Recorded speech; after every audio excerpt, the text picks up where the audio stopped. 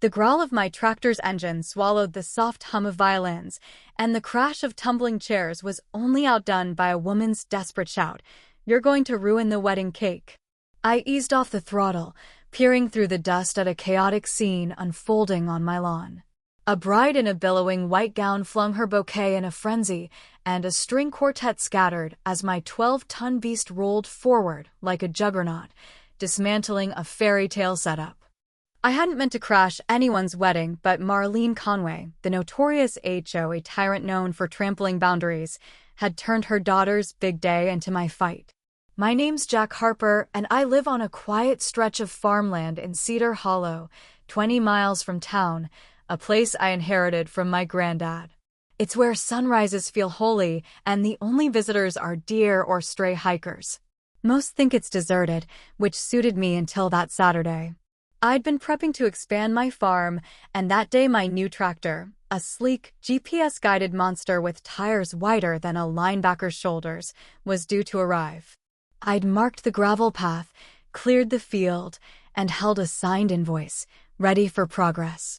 What I didn't expect was a white tent, silk drapes, and a floral arch plopped on my lawn like they owned it. That morning, sipping coffee on my porch, I spotted the setup: rows of chairs, a stage, and a woman in a sparkling mother-of-the-bride dress snapping orders about wine glasses. I thought I was seeing things. Then I saw Marlene, a local legend whose arrogance could spark a riot. I'd met her once when she chewed out a gas station clerk over a penny's change. Now she was parading across my property like it was her venue. I approached a woman in a loud orange hat fussing over table settings and asked what was going on. She brushed me off. "It's just a few hours. You won't notice." My temper flared. Then Marlene spotted me, flashing a fake smile. "Oh, Jack, you're here. We hoped you wouldn't mind. Your lawn's just perfect." I stared, stunned. "You're holding a wedding on my land?" She scoffed. "It's temporary, no damage. The groundskeeper said it was fine." I had no groundskeeper. What I had was a tractor delivery due in 10 minutes, and Marlene had the gall to think my field was her daughter's dream backdrop. I checked my phone. The dealership texted the truck was near. "I've got a tractor coming," I told her. "Scheduled a month ago." Marlene's face twitched, but she smirked. "Can't you reschedule? We're done by sunset." I nearly laughed. "This isn't a public park. It's my backyard." She patted my arm like I was a fussy child.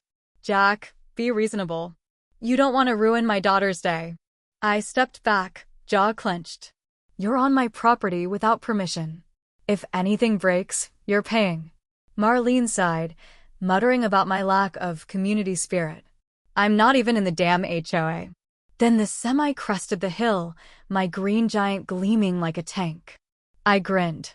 The wedding was about to meet its uninvited guest.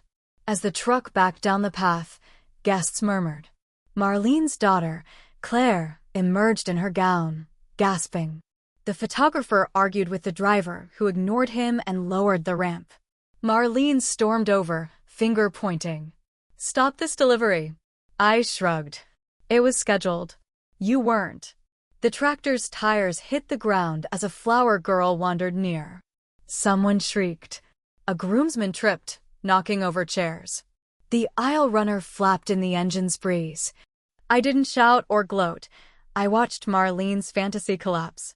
The driver, a weathered guy with no patience for theatrics, kept the tractor moving. Marlene flailed like an angry bird, but he didn't blink. Claire stood frozen, her veil caught in a rosebush, while her groom, Ethan, looked like he was questioning his choices. A table of hors d'oeuvres toppled when a guest tried saving a chair. Wine splashed a bridesmaid's dress.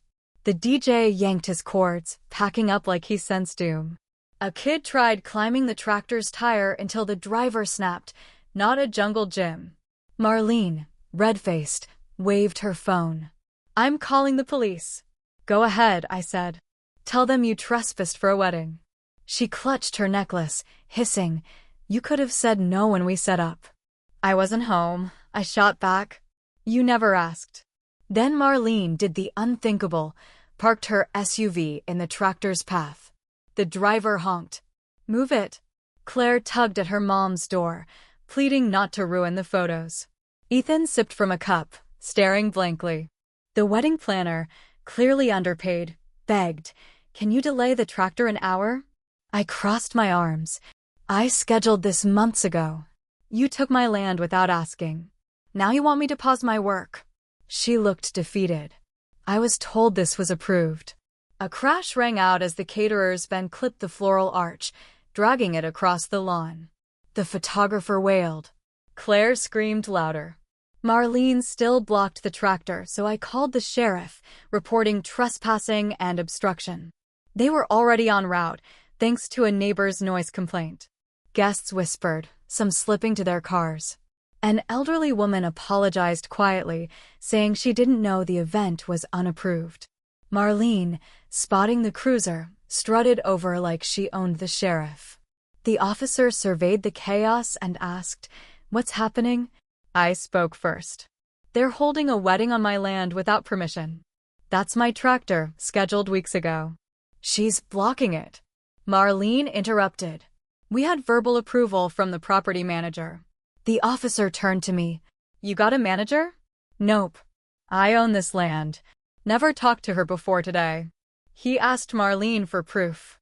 She faltered, blaming the planner, who shook her head. I was told it was secured. The officer sighed. "Folks, pack up. You're trespassing." Marlene exploded. "This is my daughter's day. We paid for everything." He didn't budge. "You're lucky he's not pressing charges." Marlene glared at me. "You love ruining joy, don't you?" I looked at the trampled flowers and sagging tent, then smiled. "No, I just love tractors." By dusk, the last car left, leaving tire marks and confetti. The sheriff stayed, chuckling as I thanked the driver. The tractor parked where it belonged, my field reclaimed. The next morning, my phone buzzed.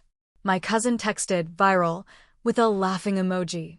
A video titled Marlene's Wedding Versus. The tractor had 200,000 views, capturing Marlene's meltdown and the tractor's grand entrance. Reddit dubbed her Venue Viper. Memes multiplied.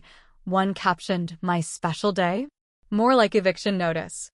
A neighbor drove by, honking with a tractor crew sign. A news outlet called for comment. Then Marlene left a voicemail, accusing me of humiliating her and demanding I remove the video I didn't post. She threatened to sue, claiming I ruined Claire's marriage.